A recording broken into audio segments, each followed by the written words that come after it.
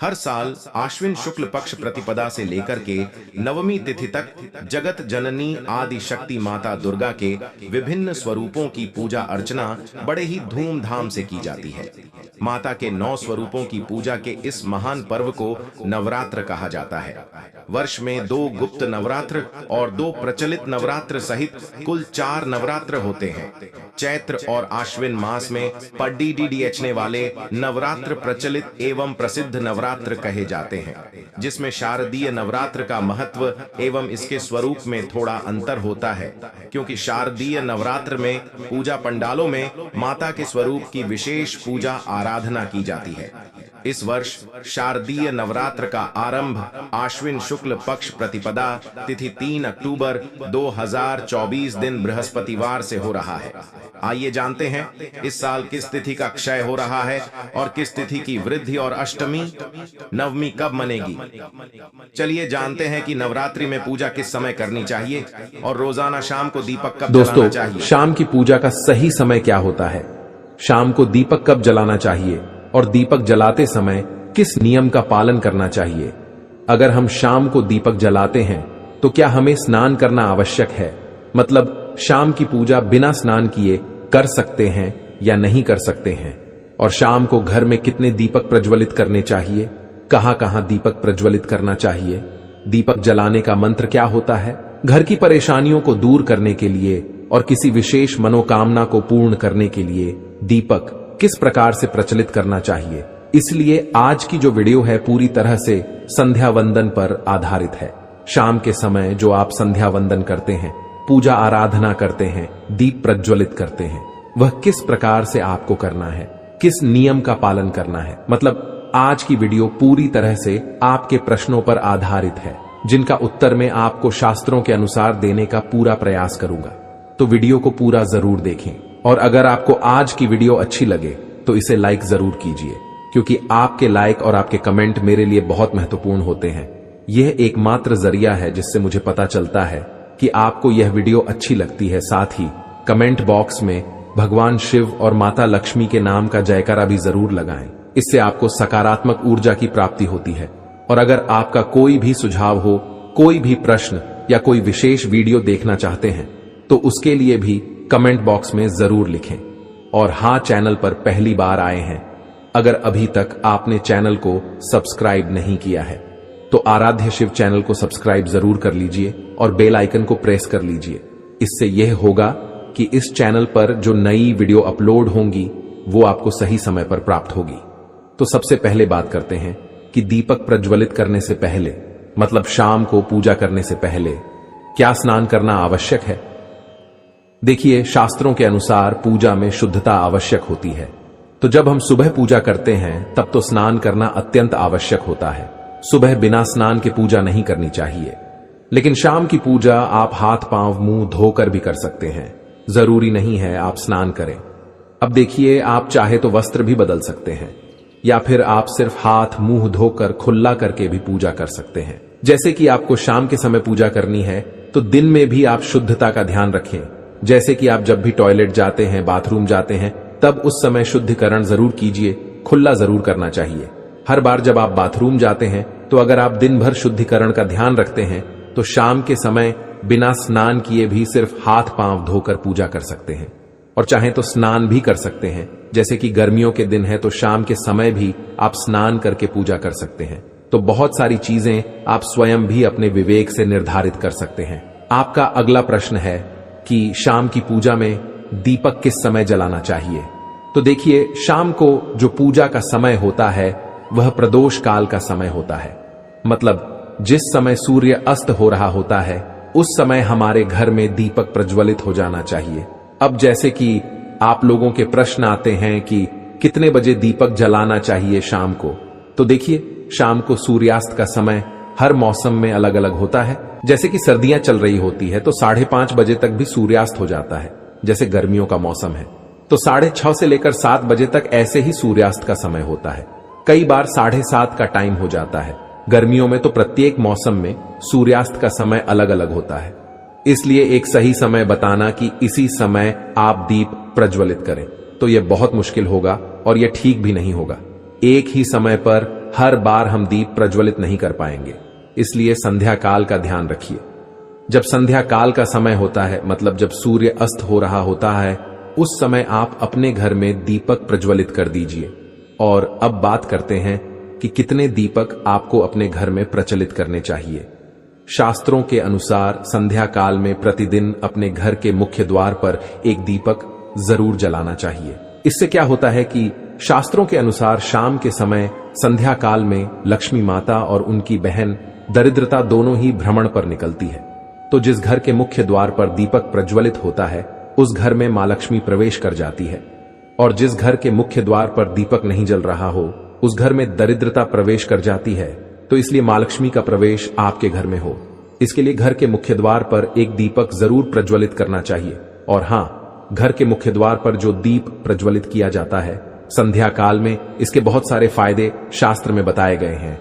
शास्त्रों के अनुसार संध्या काल में जिस घर के मुख्य द्वार पर दीप प्रज्वलित होता है, उस घर में किसी भी प्रकार की नकारात्मक ऊर्जा प्रवेश नहीं करती है। कोई भी वास्तु दोष आपके घर में हो, अगर आप मुख्य द्वार पर दीप प्रज्वलित करते हैं तो समस्त प्रकार के वास्तु दोष से मुक्ति मिल जाती है। और अगर आपके घर में पितृदोष है, जिसकी वजह से परेशानियां आपके घर में बनी हुई हैं, तो घर के मुख्य द्वार पर जो हम दीप प्रज्वलित करते हैं, इससे घर का पितृदोष भी समाप्त हो जाता है। और इसके अलावा घर में किसी भी प्रकार की अशांति रहती हो, या फिर आपके घर में बीमारियां बहुत रहती हैं, कलह रहता है, आर्थिक तंगी रहती है, तो घर के मुख्य द्वार पर हम दीप प्रज्वलित करते हैं तो समस्त प्रकार की परेशानियों से, दुखों से आपको मुक्ति मिल जाती है। इसलिए घर के मुख्य द्वार पर दीप प्रज्वलित करना अत्यंत आवश्यक होता है। शास्त्रों के अनुसार घर के मुख्य द्वार पर एक दीपक अवश्य ही होना चाहिए। अब बात करें दूसरे दीपक की, तो दूसरा दीपक आपको अपने घर की तुलसी के पास प्रज्वलित करना चाहिए। शास्त्रों के अनुसार अगर शाम के समय संध्या काल में तुलसी की जड़ के पास अंधेरा रहता है, ऐसे घर में दरिद्रता का स्थायी वास बन जाता है। और जिन घरों में शाम के समय तुलसी के पास दीप प्रज्वलित किया जाता है, ऐसे घर में लक्ष्मी का वास होता है। श्री हरि विष्णु सहित महालक्ष्मी ऐसे घरों में वास करती है। तो आपको प्रयास करना चाहिए कि शाम के समय तुलसी के पास एक दीपक अवश्य प्रज्वलित करें। अब बात करें अगले दीपक की, तो शाम के समय अपने घर के ईशान कोण में, मतलब जहां पर भी आपने अपने घर का मंदिर बनाया हुआ है, उसी स्थान पर घर के मंदिर में एक दीपक अवश्य प्रज्वलित कीजिए। 2-3 दीपक आपको प्रतिदिन जरूर प्रज्वलित करने चाहिए। और अगर आप तीनों दीपक प्रतिदिन प्रज्वलित करते हैं तो विश्वास रखिए आपके घर की बहुत सारी परेशानियां स्वयं ही समाप्त हो जाती हैं। और अब बात करते हैं अगले प्रश्न के बारे में, जो आप लोगों के हमेशा प्रश्न आते हैं कि दीपक किस चीज से प्रज्वलित करना चाहिए। सरसों का तेल डाल सकते हैं या नहीं, या फिर तिल के तेल का प्रयोग करना चाहिए, या फिर शुद्ध गाय के घी का किस चीज से हम दीपक प्रज्वलित करें। तो देखिए, शास्त्रों के अनुसार सरसों के तेल का दीपक हर जगह प्रज्वलित नहीं करना चाहिए। सरसों का तेल कड़वा तेल कहा जाता है। इस तेल का दीपक हम प्रज्वलित करते हैं शनिदेव के लिए। अगर आप दीप दान करते हैं शनिवार के दिन, तो आपको सरसों के तेल का दीपक प्रज्वलित करना चाहिए।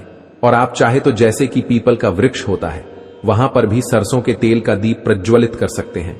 या फिर भैरव देवता होते हैं, उनके लिए भी तेल का दीपक प्रज्वलित किया जाता है। इसके अलावा कहीं पर भी सरसों के तेल का दीप प्रज्वलित करने की बात शास्त्रों में नहीं कही गई है।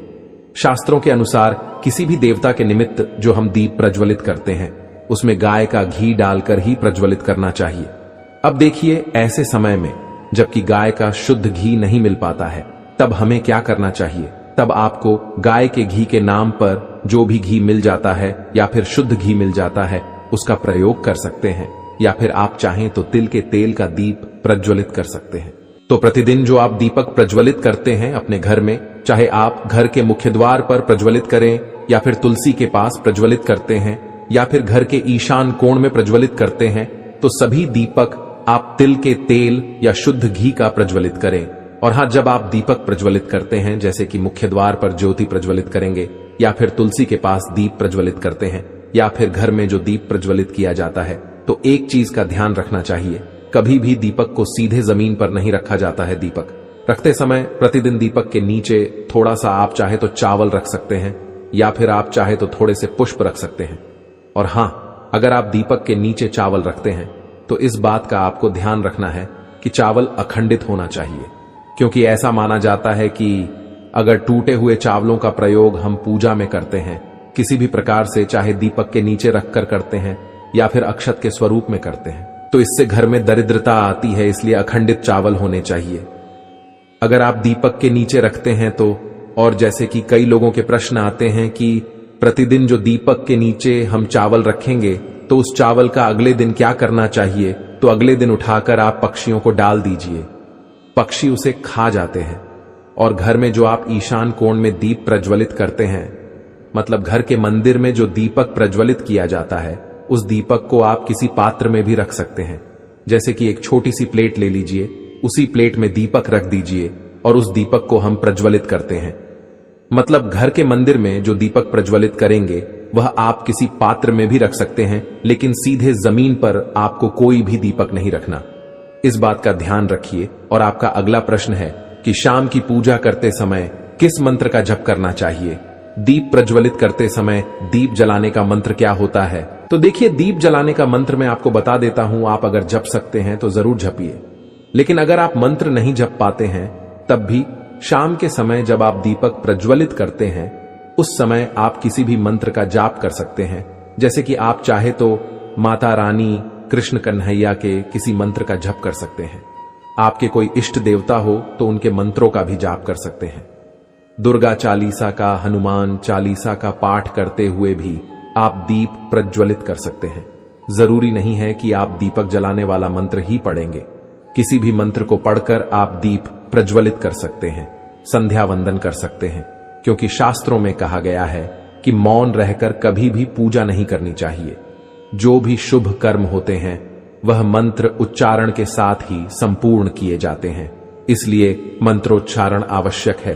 कोई भी मंत्र जपते हुए आप पूजा कर सकते हैं, संध्या वंदन कर सकते हैं, लेकिन दीपक जलाने का जो शास्त्रों के अनुसार मंत्र है वह मैं आपको पढ़कर बता देता हूं। मंत्र है, शुभम करोति कल्याणम आरोग्यम धन संपदा शत्रु बुद्धि विनाशाय दीप ज्योति नमोस्तुते। दीपो ज्योति परम ब्रह्म दीपो ज्योतिर्जनार्दन दीपो हर्तु में पापम संध्या दीप नमोस्तुते। इस मंत्र का जाप दीपक प्रज्वलित करते समय करने से कहा जाता है कि सभी प्रकार के पापों से मुक्ति मिल जाती है और दीप देवता जो होते हैं वह हमारे जीवन में प्रकाश करते हैं। तो बहुत आसान है। यह मंत्र अगर आप लोग नियमित पढ़ेंगे तो निश्चित ही आपको याद हो जाएगा और दीपक प्रज्वलित करते समय आप बिना देखे भी पढ़ पाएंगे। और अभी आप चाहें तो इसे किसी कागज पर लिखकर रख सकते हैं और घर के मंदिर में ही रख दीजिए जहां पर आपको दीपक प्रज्वलित करना है। तो जब आप दीप जलाएंगे तब आप इस मंत्र को देखकर पढ़ सकते हैं और कुछ दिनों में तो याद हो ही जाता है। तो ये है आज की वीडियो जिसमें शाम की पूजा से संबंधित, शाम को दीप दान से संबंधित संपूर्ण जानकारी मैंने आपको शेयर की है। उम्मीद करता हूं वीडियो आपके लिए उपयोगी होगी। इसके अलावा भी अगर आपका कोई प्रश्न हो तो कमेंट बॉक्स में जरूर लिखें और यह वीडियो आपको कैसी लगी कमेंट बॉक्स में लिखकर जरूर बताएं। इन गलतियों से घर में होती है धन की कमी, जल्द अपनाएं ये वास्तु टिप्स। नंबर 1, घर में तुलसी का पौधा और दाड़िम का पेड़ होना ही चाहिए। ये दोनों धन को बहुत शुभकारी होते हैं। तुलसी माता जगदम्बा का रूप है। जब भी तुलसी सूख जाए सावधान रहें, ये आपदा और धन के नाश का प्रतीक है। नंबर 2, अगर किसी भूखंड में ईशान कोण कट जाता है तो हरगिज न खरीदे। ऐसे घर में रहने वाले दरिद्रता भोगते हैं। उसी प्रकार अगर ईशान में स्थित शौचालय भी गरीबी और रोग को आमंत्रित करता है। नंबर 3, घर के उत्तर दिशा में रखा गया मछली कुंड सुख और संपत्ति को आमंत्रित करता है। ध्यान रहे, मछली कुंड का जल बदलते रहें। मृत जीवों को मछली कुंड में न रखे। नंबर 4, घर की मालकिन सुबह स्नान करके मुख्य द्वार की देहरी पर 1 लोटा जल नित्य डाले तो मां लक्ष्मी का आगमन होता है। अपनी माता या पत्नी से वाद विवाद या झगड़ा करने से, विशेषकर शुक्रवार को या सोमवार को, धन संबंधी रुकावटें आती हैं। नंबर 5, प्रत्येक अमावस्या को घर का सारा फालतू सामान बेच दे या बाहर निकाल दें। इससे घर में सुख शांति रहती है और आर्थिक रूप से सक्षम बनते हैं। अमावस्या को कोई नई वस्तु या कपड़े खरीदने से बचना चाहिए। नंबर 6, शाम के समय कोई मेहमान या सुहागिन स्त्री आती हैं तो उसका सम्मान करके जल पान करावें, ये मां लक्ष्मी के आने का संकेत है। नंबर 7, यदि गृह के आग्नेय कोण में पानी की मटकी या जल संचय की व्यवस्था गलती से हो गई हो तो उस दोष को कम करने के लिए उस स्थान के ऊपर एक लाल बल्ब 24 घंटे जला रहने दें। इस दोष के कारण खर्चे बहुत बढ़ जाते हैं। नंबर 8, एक नियम का पालन करें। प्रतिदिन घर के मंदिर में दीपक जलाए, घर की प्रथम रोटी गाय को एवं अंतिम रोटी कुत्ते को दे। इन बेजुबान जानवरों को रोटी देने पर भाग्य के दरवाजे खुल जाते हैं। नंबर 9, पीपल को विष्णु का अवतार कहा जाता है। प्रतिदिन पीपल को जल चढ़ाने से लक्ष्मी की प्रसन्नता प्राप्त होती है। अगर घर में पीपल हो तो कभी भी उसे नहीं कटवाए, इससे माता लक्ष्मी और विष्णु की अप्रसन्नता प्राप्त होती है। नंबर 10, कभी भी घर में 2 बार झाड़ू पोंछा ना करें।